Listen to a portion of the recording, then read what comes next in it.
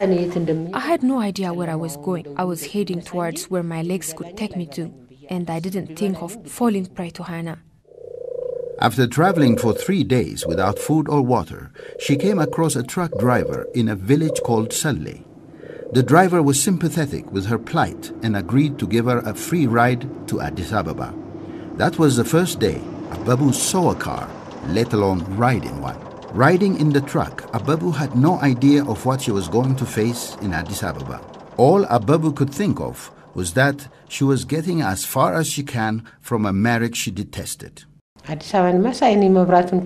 was expecting the sun to set, but I was surprised in that there is light both day and night. She has no one in Addis to stay with, and it was a bizarre sight then to see a young girl alone at night walking the streets of Addis Ababa. An escorted person was coming out from customs office saw me. Since there were no many people along the road, he sent me someone and asked me where I came from. After I told him my story, he took me with him. I grew up with him through working handicrafts and got me a job in a candy factory. The original name of Wezero Abebech Gobena given by her parents was Ababu Gofe. However, on her arrival in Addis, she started to be called as Abebech Gobena.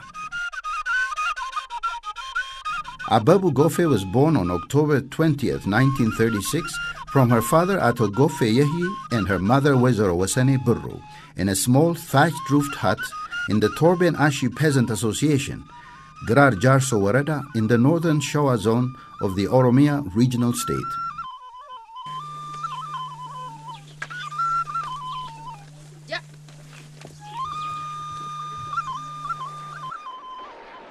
Ababu's father, Ato Gofe Yehi, was one of the patriots who took up arms against the Italian occupation of Ethiopia in 1936.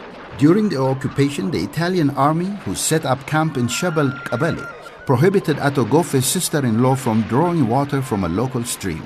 Ato Gofe, who would not put up with such treatment by the Italians, decided to take his rifle and guard the stream against the wishes of the enemy.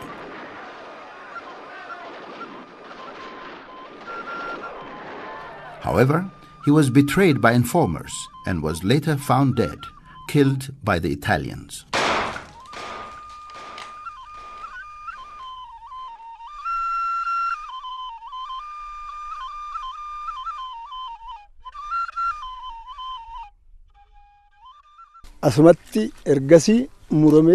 This tree stands in memory of the heroic deeds of Gofe. No one is allowed to cut it down.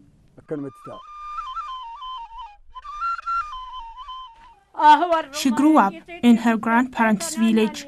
Then I brought her back and gave her for marriage. The marriage which Wezero Abebech was forced into at a young age has adversely affected her psychologically. The hardship she faced, escaping her marriage, has left a bad taste in her mouth regarding marriage and has kept her for a long time from considering it again. But that too was bound to change as time and love healed the wounds. Later on, when my friends pressurized me, I contracted marriage. Then we lived together for 20 years. We led a decent life and rose to a good level. In April of 1961, Wezero Abebech embarked on a new life of marriage with Ato Kabede Kostere. The new life soon healed the scars of the past, and she was ready to partake in the joy of marriage, a cherished dream of any young girl since childhood. She and her husband enjoyed the fulfillment that can only come from a union based on loving and caring for one another. Gradually, they were blessed with resources that allowed them to enjoy their newfound happiness. I was 7 years old when Wezero Abebech got married to my father. She used to treat us like a biological mother. She used to care for us, sent us to a good school, and lead us to this level.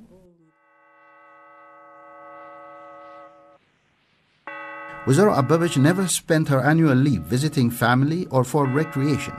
She makes her annual pilgrimage to the countryside for spiritual purposes.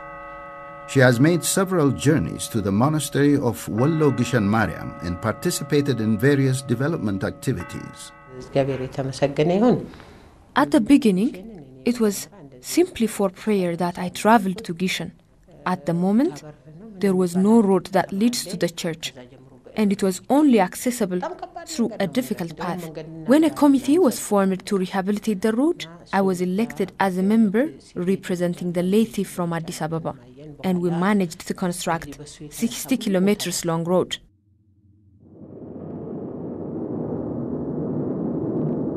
On September 20th, 1979, while she was in Gishan Mariam for prayer, Wazaro Abebech encountered an unsettling incident. It was a time when farmers in Wallo were severely hit by the drought that caught the world's attention. Humanitarian relief was all that the people of the area could hope for to survive. Wazaro Abebech arrived there when a farmer whom she used to know well, as generous and helpful, was faced with starvation. Her heart broke with sorrow, and sadness was all there was.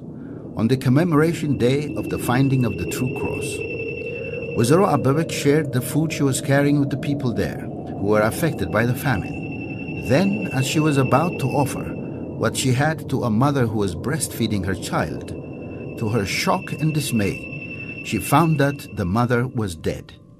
That baby girl, whom Abebech took from the arms of her dead mother, is today Abebech Gobena, 29, and lives in the Netherlands. When we went to our respective bedrooms in the evening, I found 5 people sleeping. 3 of them were already dead. The 2 still alive were a father and his daughter. The man hardly uttered, saying, "Please save the life of my daughter, but I'm passing away." I tried to give him a piece of food, though unfortunately, he died after tasting a bit of it. Then I took the daughter. Though she was weakened, she was able to speak to some extent. She told me that her name is Tangut Brahanu, and I wrote it down. I started this entire project with the 2 children I brought then. It is the famine that drove me into this and alienated me from my life. We used to be called by the surname of our mother, Abebech. However, Abebech was not greeted by a crowd of well-wishers when she arrived home with the orphans at her heels, of parents who perished in the famine in northern Ethiopia. Many people considered me crazy for gathering all these children. My mother also hated me. Why we didn't advise her or take her for ablution bath. I told them it's none of their business, and I kept on doing it. People in the neighborhood used to tell us why she preferred to live in such a filthy place rather than her better house. After defecting from my home, I conducted Holy Communion, but my husband sued me, but I insisted on it. She didn't share any property from her husband, but she entered the room where the clinic rests now. Her actions of mercy and compassion only brought Wazaro Abebech hatred and despise. It soon became apparent that it would cost her her family and her marriage. She was put in the dilemma of choosing between her marriage and the orphans. But finally, Wazaro Abebech decided to stand on the side of the orphans. She turned a house which was constructed for poultry into the first roof over their heads and called it home. Abebech decided to devote the rest of her life to the protection and care of her orphaned children. A few weeks later, she heard about 2 orphans abandoned on the